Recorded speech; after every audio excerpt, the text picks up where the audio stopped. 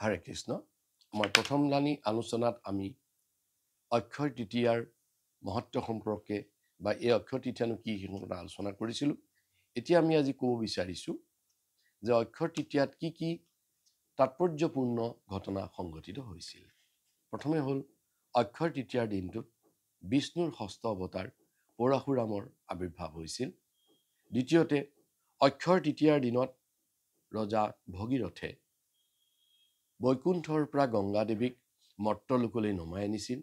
তৃতীয়তে এই দিনটোতেই গণপতি গণেশে বেদব্যাসৰ মুখনিসৃত যি অমৃত বাণী সেই বাণীসমূহ শ্ৰুতলিপি আকাৰে লিখা আৰম্ভ কৰিছিল, যি পাছলৈ মহাভাৰত ৰূপে জনাজাত হৈছিল।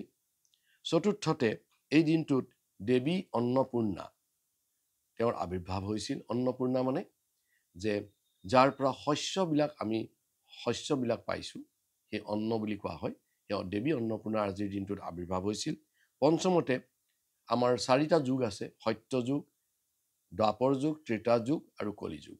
যদিও এই বৰ্তমান যিটো চক্ৰ তাত ত্ৰেতা আগতে আহিছে, যাই হওক এই 4টা যুগৰ ভিতৰত প্ৰথম যিটো যুগ সত্য যুগ, তাৰ অৱসান ঘটিছিল এই আজিৰ দিনটোত আৰু ত্ৰেতা যুগ আৰম্ভ হৈছিল।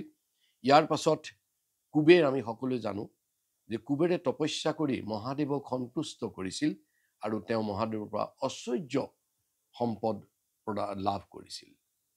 আৰু আজিৰ দিনটোৰ আন এটা উল্লেখযোগ্য ঘটনা ঘটিছিল।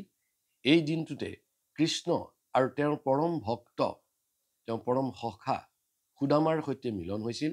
আৰু আমি গোটেই কাহিনীটো জানো, কেনেকৈ সুদামাৰ পৰা এমুঠি মাত্ৰ চিৰা খাই তাৰ বিনিময়ত সুদামাৰ সকলো দোষবিলাক শ্ৰীকৃষ্ণ ভগৱানে মোচন কৰিছিল।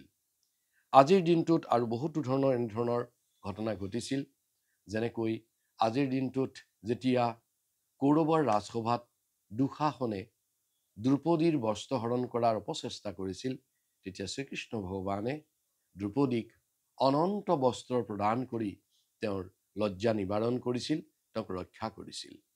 আজিৰ দিনটোত আমি জানো জগন্নাথপুৰী ধামত যে বাৎসৰিক আটাইতকৈ যিটো ডাঙৰ তেওঁলোকৰ উৎসৱ, তেওঁলোকৰ আচলতে 12 মাহত 13টা উৎসৱ হয়। তাৰে মূল উৎসৱটো হ'ল ৰথযাত্ৰা, যিটো অহা জুন জুলাই মাহত হ'ব।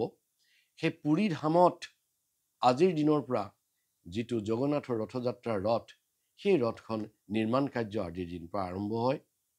তাৰোপৰি আমি জানো আমাৰ 4 ধাম আছে, তাৰ ভিতৰত কেদাৰনাথ, বদ্ৰীনাথ, তাৰোপৰি গংগোত্ৰী, যমুনোত্ৰী, এইবিলাকত যি মন্দিৰ আছে, এই মন্দিৰবিলাক অত্যন্ত শীতৰ প্ৰভাৱত বা বৰফৰ বাবে ছমাহ ধৰি বন্ধ কৰি ৰখা হয়। আৰু আজিৰ দিনটোৰ পৰা তাৰ দুৱাৰবোৰ খুলি দিয়া হয়। আৰু দুৱাৰ খুলি দিয়াৰ লগে লগে দেখা যায় যে ভিতৰত এখৰ চাকি যি ছমাহ আগতে জ্বলাই থৈ আহে পুৰোহিতসকলে, সি অক্ষয় ৰূপে জ্বলি থাকে। যাই হওক, আজিৰ দিনটোত এই যিবিলাক মন্দিৰ তাৰ দুৱাৰ মুকলি হয়। আকৌ আজিৰ দিনটোৰ পৰা চন্দন যাত্ৰা বুলি কয়, যে বিভিন্ন দেৱ দেৱতাবিলাকৰ যিটো বিগ্ৰহ, সেই বিগ্ৰহত যিটো গ্ৰীষ্মকালীন উষ্মৰ পৰা বা গৰমৰ পৰা তেওঁলোকক শীত প্ৰদান কৰিবৰ কাৰণে চন্দনৰ যিটো লেপ তেওঁলোকৰ বিগ্ৰহৰ দেহাত সানি দিয়া যায়। আৰু এইটো ক্ৰিয়া চন্দন যাত্ৰা বুলি কয়।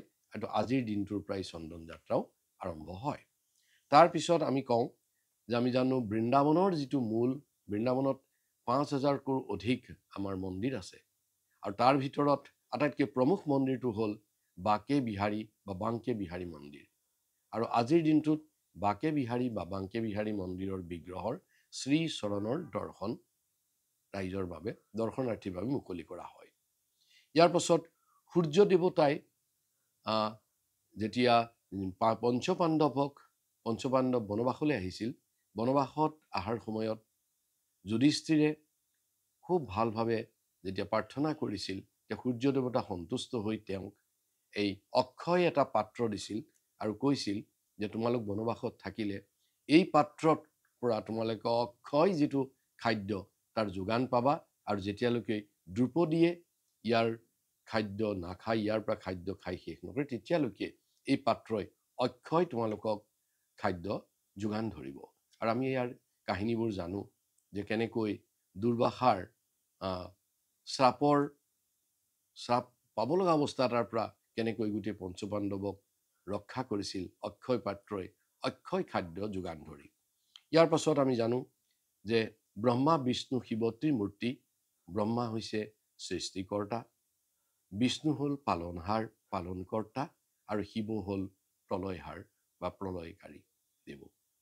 এই ব্ৰহ্মাৰ যি সৃষ্টি, সেই সৃষ্টি আজিৰ দিনটোৰ পৰাই আৰম্ভ হৈছিল।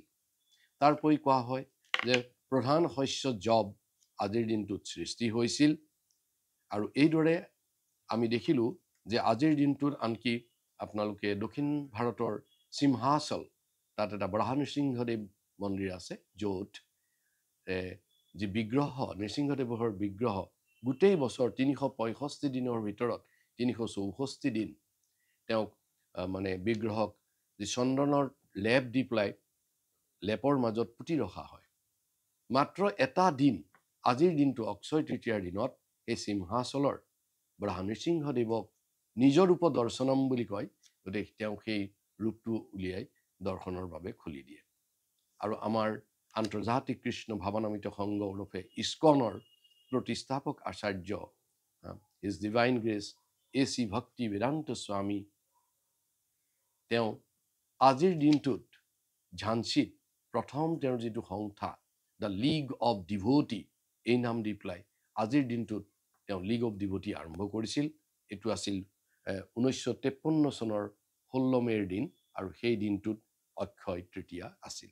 যাই হওক, আমি দেখিলোঁ যে অক্ষয় তৃতীয়াৰ দিনটোত আমাৰ বহুত তাৎপৰ্যপূৰ্ণ ঘটনা ঘটিছিল। হৰে কৃষ্ণ।